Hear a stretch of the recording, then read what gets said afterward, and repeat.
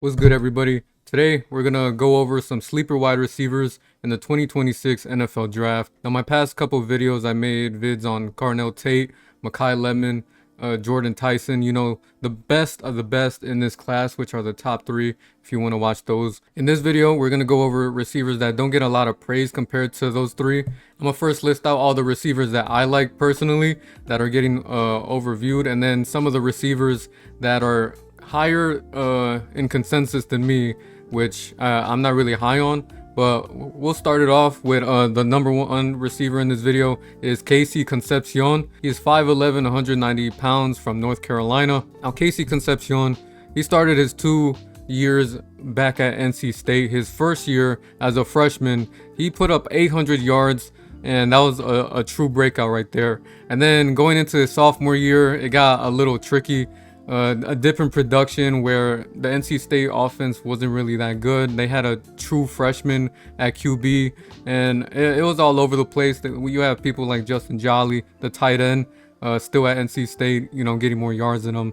And it was just a down year for him right there. But then he went over to transfer at Texas A&M, and he continued to thrive in that offense, being the number one over there next to guys like Mario Craver. And he will be drafted out of Texas A&M. He will be an early declare, only playing 3 years, going into his rookie year as a 21-year-old. And you might not believe it, but I truly do. I think Casey Concepion is the best route runner in this class. People might beg to differ, say, no, Jordan Tyson got that in the bag. No, I think Casey Concepion has one of the best separations when it comes to man-on-man. Not only I think he has the best separation, but his yak ability is very good after the catch, man. He will make guys miss, and he's really good. He's a playmaker. He went out, taking punts, taking kickoff returns, and that guy scored some touchdowns on the special teams too. Casey played majority of the slot, but yeah, last season you could see him getting moved around on the outside, and he wins everywhere on the field. He wins on the outside, in the slot. It's pretty hard to keep him in front of him, especially when you're pressing on him. I'll say some cons in his game is the few drop balls that he has, and if you look at the film, like sometimes instead of his hands being like this, his hands would be far out wide like this when it comes to receiving the ball. But that's gonna come with reps over time, and he didn't have that many drop balls, but at the drop rate that he did end off with was like 9%. And I mean, some of the best had like drop percentages in college like that when it comes to getting a lot of targets. But also I would say something, he would probably be limited in zone coverage as well. It's not like he's horrible, but I think that's like a little thing that has going on. But in man, yeah, he separates like no other. He's one of the best when it comes to that.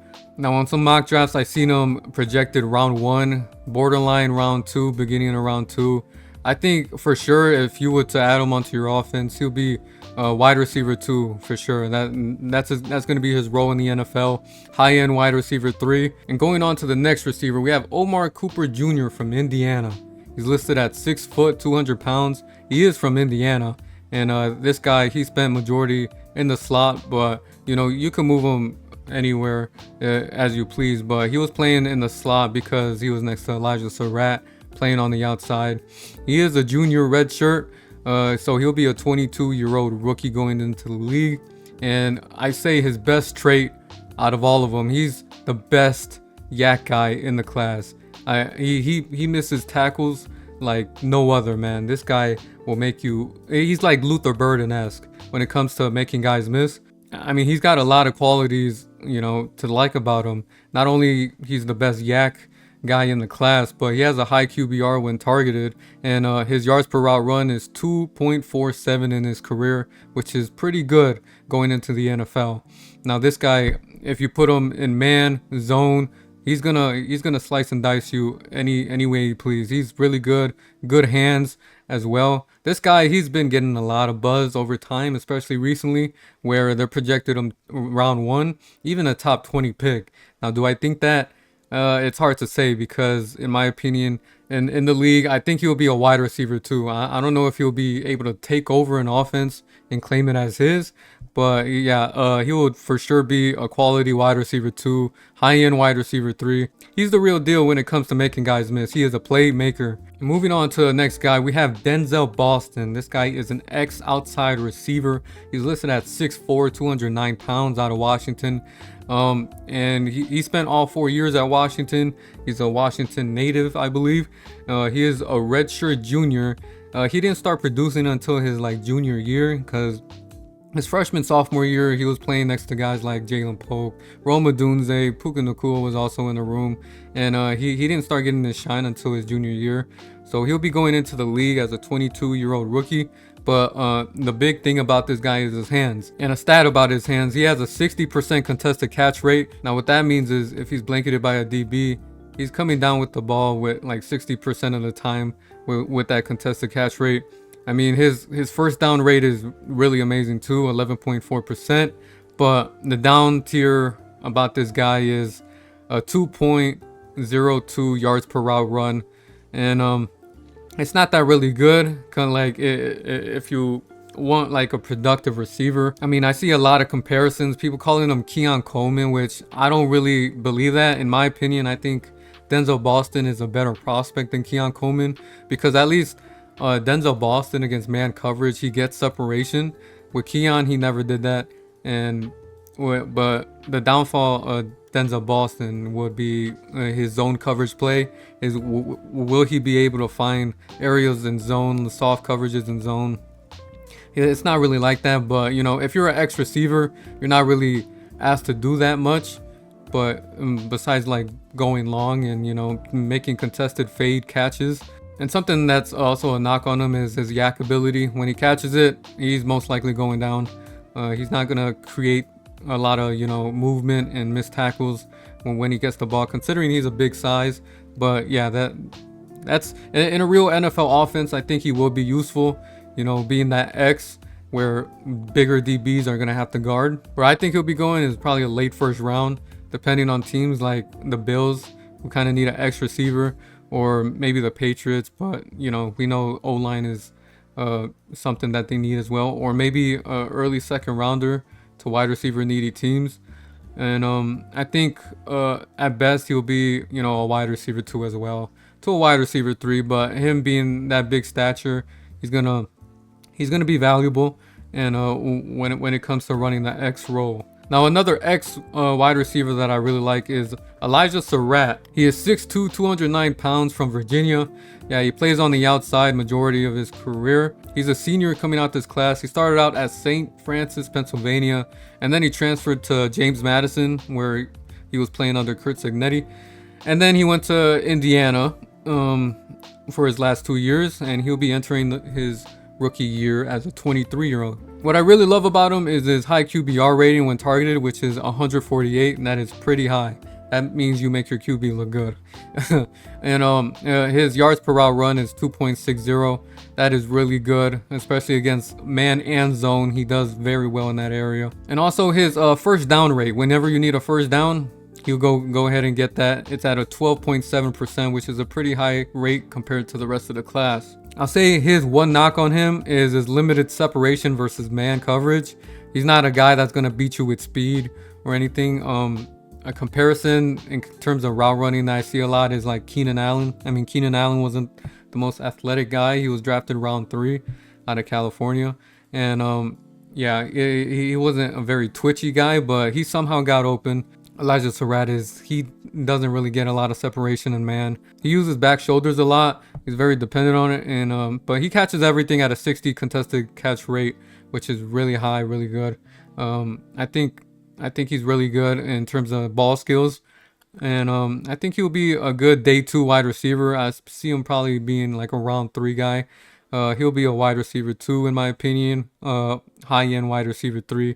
I think he could be really productive in the NFL. Now let's move on to the man Jacoby Lane. Yeah, I actually think Jacoby Lane's pretty decent. I like his profile. He's 6'4", 200 pounds, out of Arizona.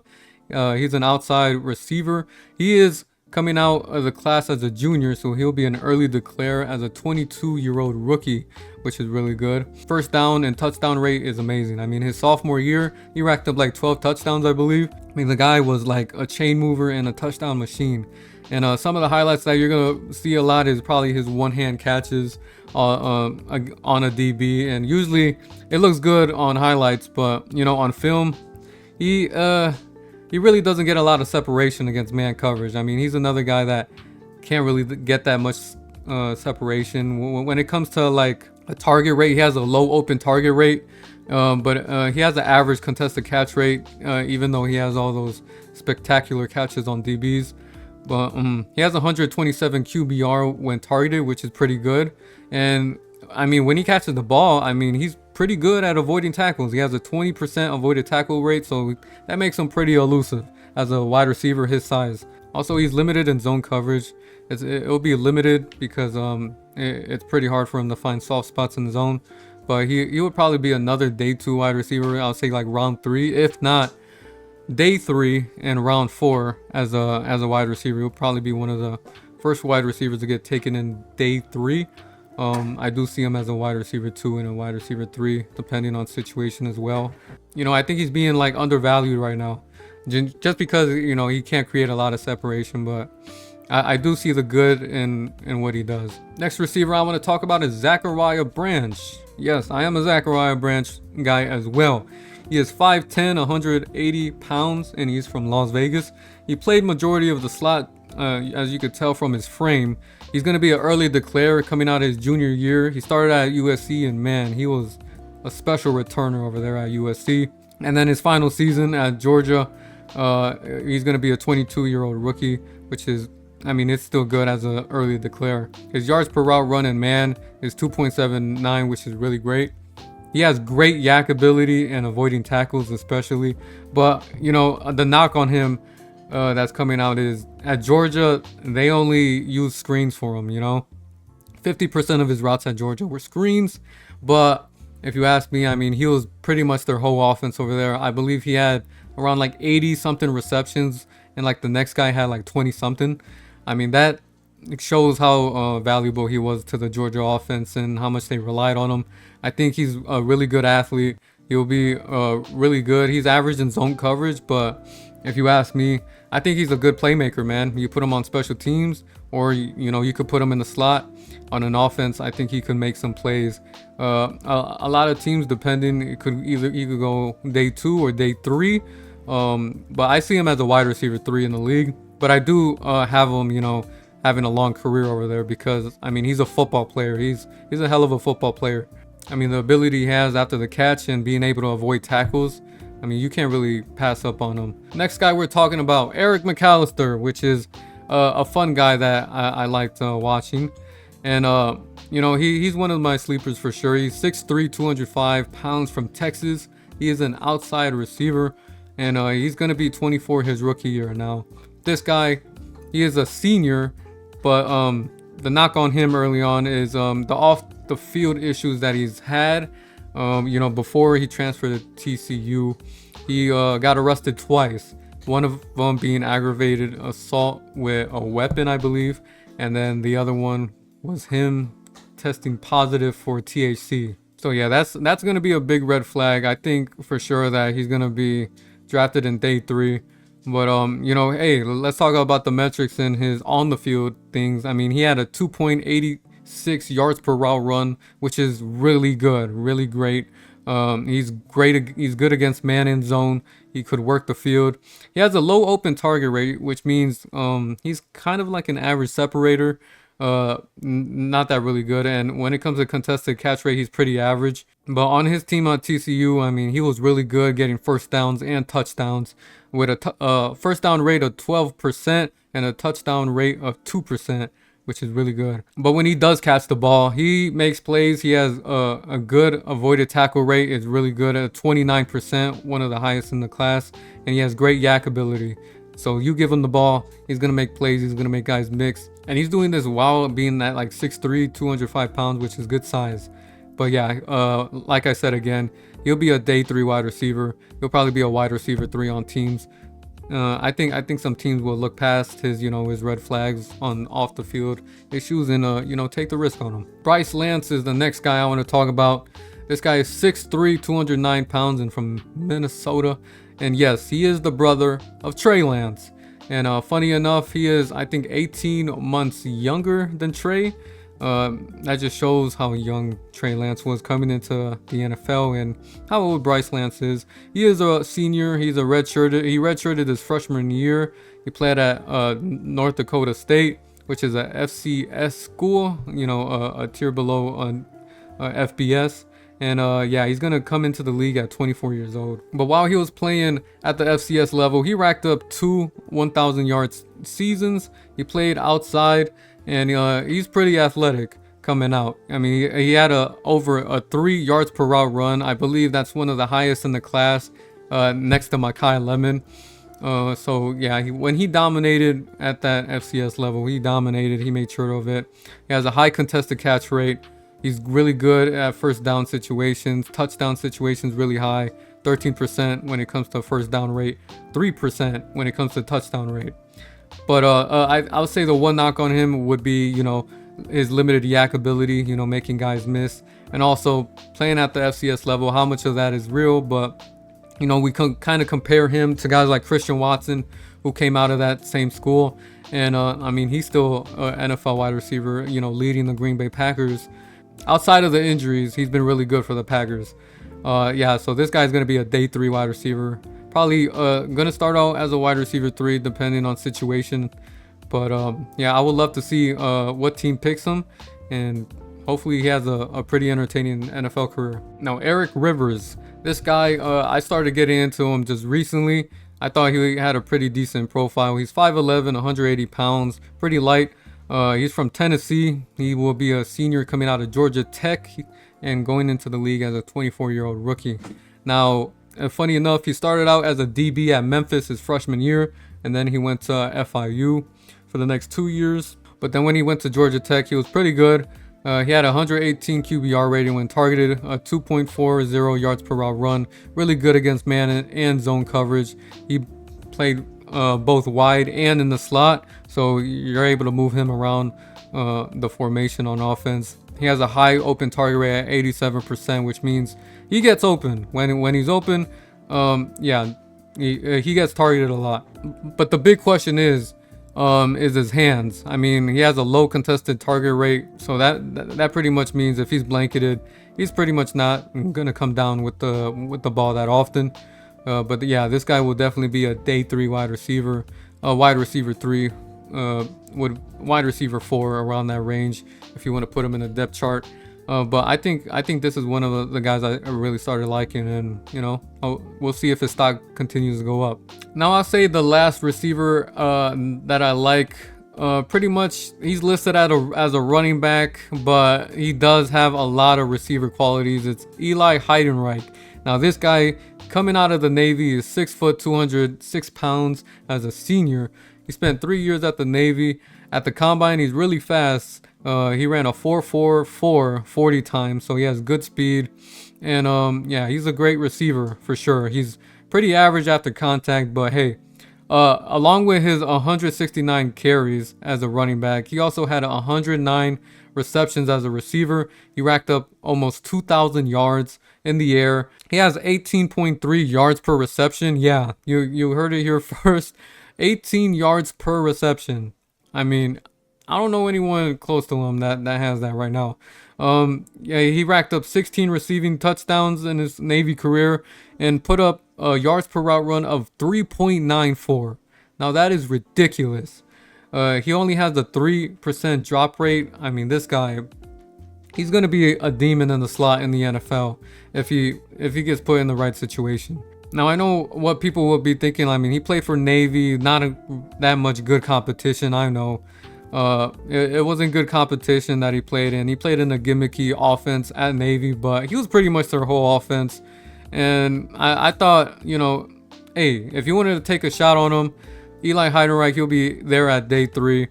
I do see him more as a slot receiver than a running back, because as a running back, I don't think he will have that much starting capability. Maybe RB2 splitting backfields, but I think he will produce a lot in the slot. But yeah, those are pretty much all the guys, which are my guys, coming into this class. Now we're gonna go into the guys where I'm not really a big fan of compared to the rest who are really high on. And I guess I'm just like a little lower on them as well. We'll talk about them. Starting off with Chris Bell. Now Chris Bell, he is listed at 6'2", 220 pounds from Mississippi. He will be going into the draft as a senior and 22 years old. He played majority on the outside. His senior year, he was really good. You know, he had racked up 900 yards his final year before tearing his ACL, but recently he's been ramping up. You know, I think he should be good for rookie training camp or in the off season. Now with this guy, his route tree is very limited. It's usually only used in short areas where guys will just feed him the ball and he'll use his athletic ability to go off and run in open space. But his yak ability is pretty average when it comes to metrics. It's pretty average. He's very limited in zone coverage as well. He has a low open target rate. He's just not a guy that, like, you know, creates a lot of separation. And yeah, I do see him. We'll see where he falls. Probably day 2 around the 3rd round, if not day 3, depending on teams looking at his injury history, which is just the ACL, and if they're scared of it. But in the NFL level, I do see him being around like a wide receiver 3. And the next guy I want to talk about is Chris Brazzell. Now, Chris Brazzell, he is 6'5", 200 pounds from Texas. He is a redshirt junior, being a late declare.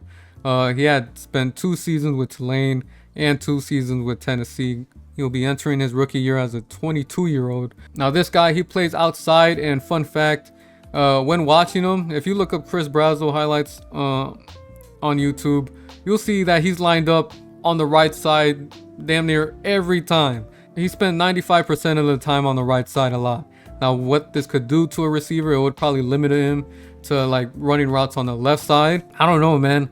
Like in that Tennessee offense, it's pretty gimmicky. Like it's pretty hard to judge receivers because like the way they play offense, it's pretty spread out. And with past receivers at Tennessee, it's pretty difficult to tell like who's good. You know, you got the Jalen Hyatts, the Dante Thorns. So it kind of sucks, man.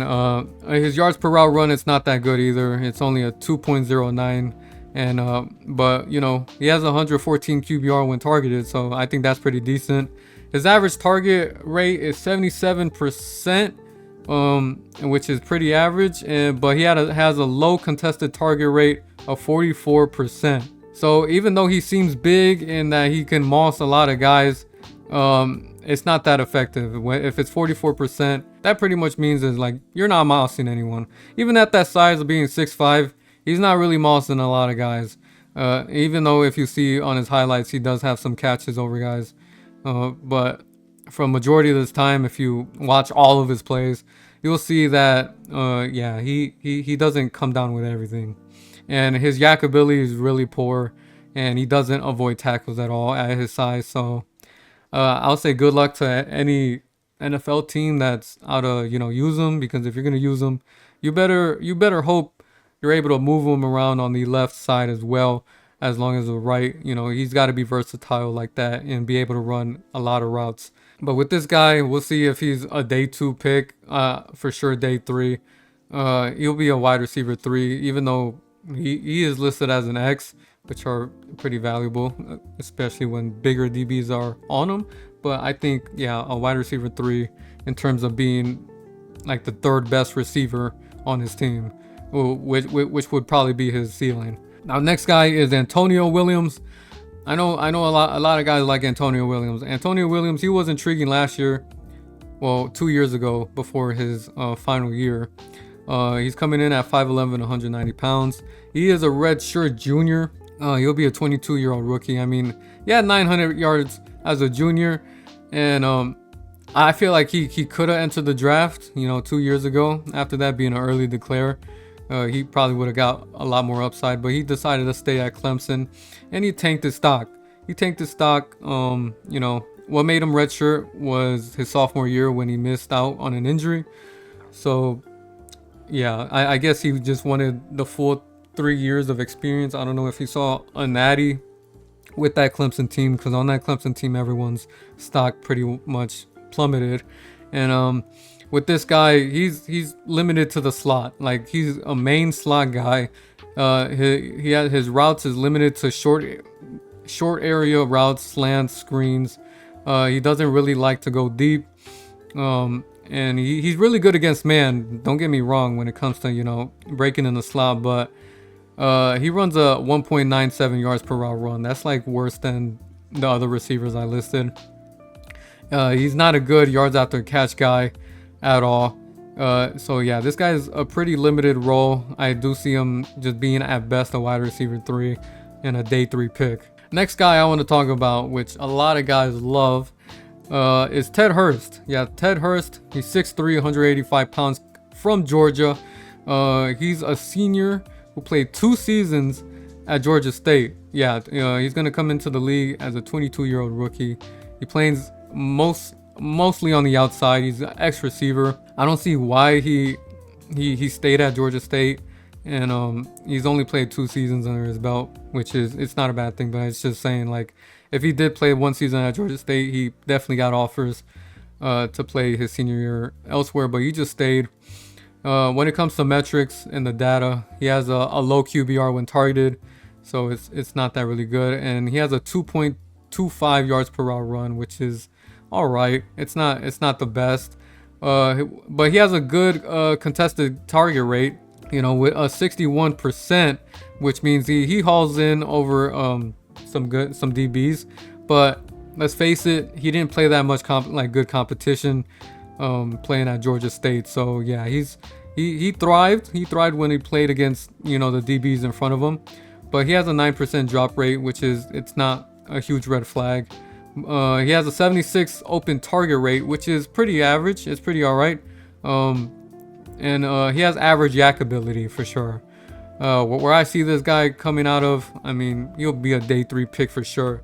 I mean, does he have upside? Yes, I do see it, but like upside as a senior that played at Georgia State for 2 seasons, I don't know, man. A lot of guys see him being like a George Pickens, which I really don't see it. George Pickens at least played like a very high collegiate level comp when he was at Georgia, and I don't know, man.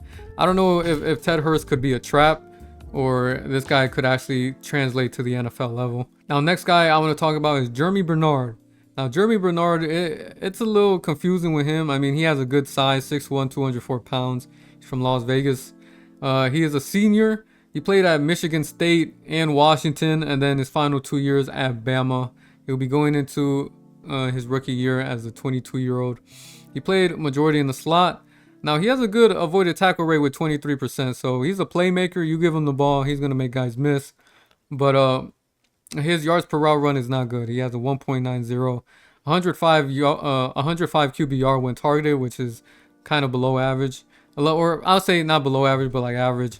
A 38% contested target rate. So even though it seems like he makes all these moss, you know, catches, he's not that highly effective when it comes to bringing the ball down in a DB's face. And I don't really see him going long that much. And like his deep game, I don't really see it. I don't know if it's existent or not. So this guy, he's gonna be like a more short intermediate area where you give him the ball and he'll make a play out of it, you know. I do see him as a day 3 wide receiver, and who knows, he could be like a wide receiver 4 in a depth chart, or he could impact. Maybe I'm just too low on him. But yeah, as a route runner, he's just not that good compared to the rest of the class.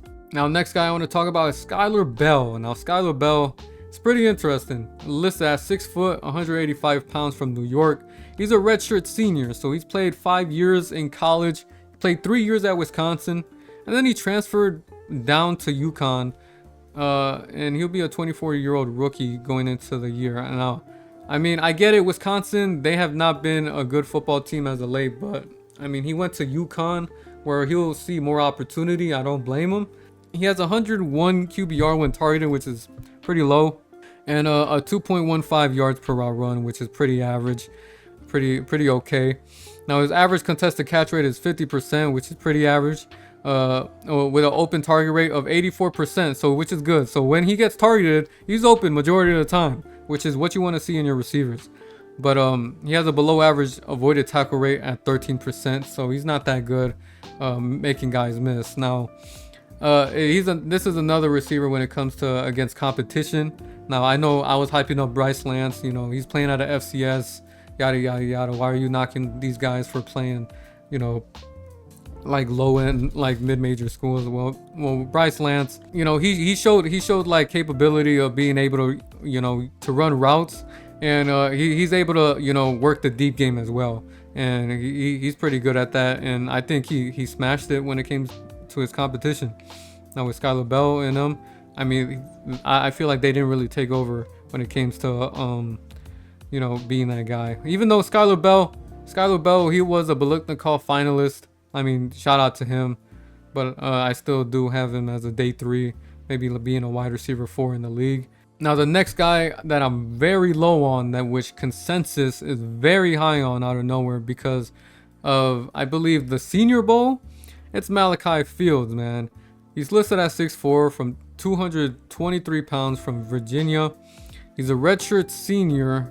He spent 4 years at Virginia and then 1 year at Notre Dame. He'll be a 24-year-old rookie going into the league. He played majority of the outside. He has the lowest QBR when targeted in this video at an 88, and a low yards per route run, which is a 1.94. His open target rate is a 74%, which is bad. He doesn't get open, doesn't create separation, and a 47% contest catch rate, which is below average.